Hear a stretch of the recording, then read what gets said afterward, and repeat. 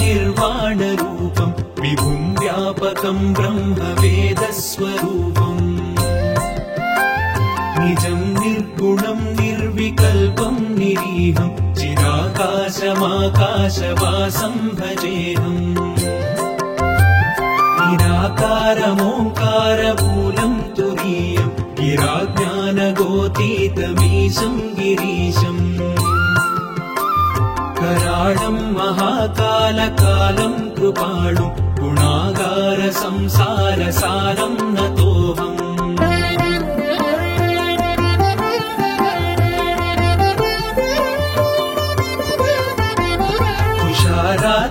तुषाराद्रिसङ्काशगौरं गभीरं मनोभूतकोटिप्रभाश्रीशरीरम् सुरन्मौलिकल्लोलिनी चारुगङ्गा रसत्पालबालेन्दुकण्ठे भुजङ्गा चलत्कुण्डलं भ्रूसुनेत्रं विशालं प्रसन्नाननं नीलकण्ठं दयाळुम् मृगाधीशचर्माम्बरं रुण्डमालं प्रियं शङ्करं सर्वनाथं भजामि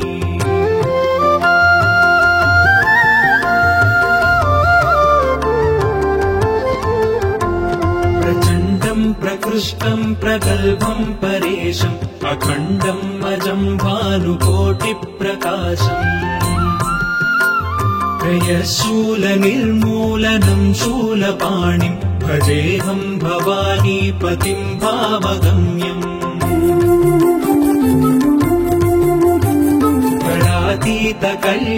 कलातीतकल्याणकल्पान्तकारी सदा सज्जनानन्ददाता पुरारी चिदानन्दसन्दोहमोहापहारी प्रसीद प्रसीद प्रभो मन्मधारी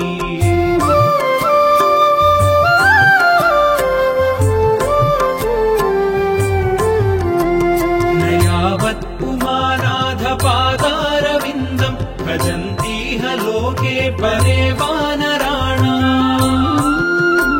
न तावत् सुखं शान्तिसन्तापनाशं प्रसीद प्रभो सर्वभूताधिवासम्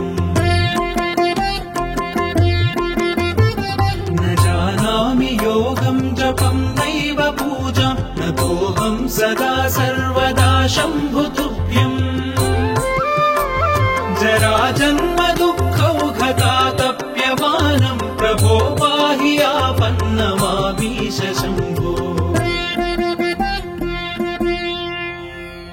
रुद्राष्टकमिदं प्रोक्तं विप्रेण हरतोषये ये पठन्ति नरा भक्त्या तेषां शम्भुः प्रसीदति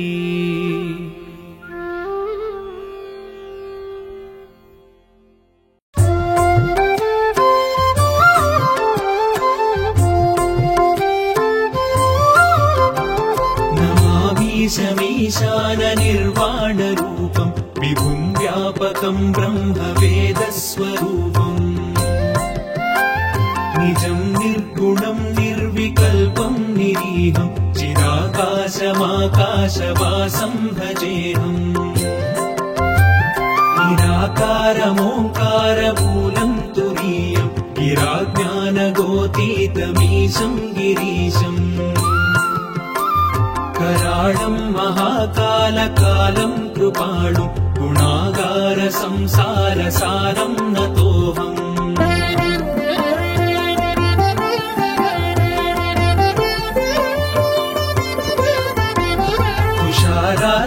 तुषाराद्रिसङ्काशगौरं गभीरं मनोभूतकोटिप्रभाश्रीशरीरम् सुरन्मौलिकल्लोलिनी चारुगङ्गा रसत्पालबालेन्दुकण्ठे भुजङ्गा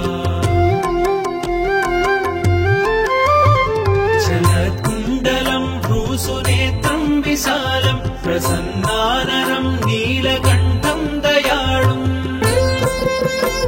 मृगाधीशचर्माम्बरं रुण्डमालं प्रियं शङ्करं सर्वनाथं भजामि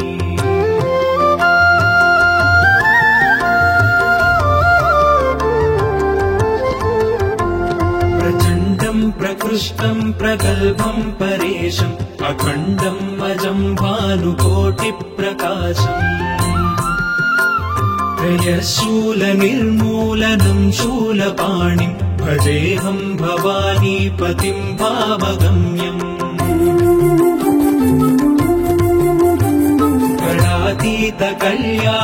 गणातीतकल्याणकल्पान्तकारी सदा सज्जनानन्ददाता पुरारी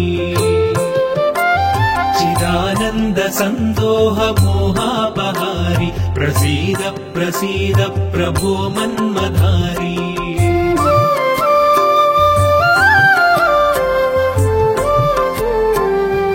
न यावत् पुमानाधपादारविन्दम् भजन्तीह लोके परे वानराणाम् न तावत् सुखम् शान्ति सन्तापनाशम् प्रसीद प्रभो सर्वभूताधिवासम् न जानामि योगम् जपम् नैव पूजाम् नतोऽहम् सदा सर्वदा शम्भुतुभ्यम् जराजन्म दुःखौघतातप्यमानम् प्रभो पाहि आपन्नमामीश शम्भो रुद्राष्टकमिदम् प्रोक्तम् विप्रेण हरतोषये ये पठन्ति नरा भक्त्या तेषाम् शम्भुः प्रसीदति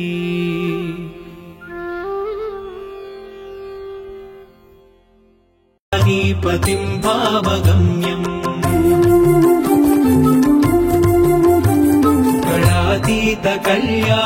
गणातीतकल्याणकल्पान्तकारी सदा सज्जनानन्ददाता पुरारी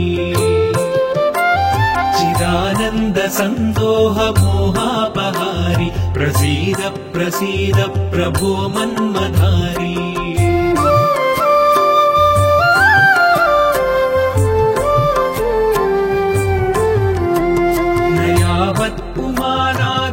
पुमानाधपादारविन्दम् भजन्तीह लोके परे वानराणाम् न तावत् सुखम् शान्ति सन्तापनाशम् प्रसीद प्रभो सर्वभूताधिवासम् न जानामि योगम् जपम् नैव पूजाम् नतोऽहम् सदा सर्वदा शम्भुतुभ्यम् जराजन्म दुःखौघतातप्यमानम् प्रभो पाहि आपन्नमामीश शम्भो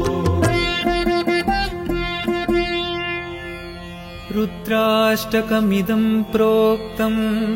विप्रेण हरतोषये ये पठन्ति नरा भक्त्या तेषाम् शम्भुः प्रसीदति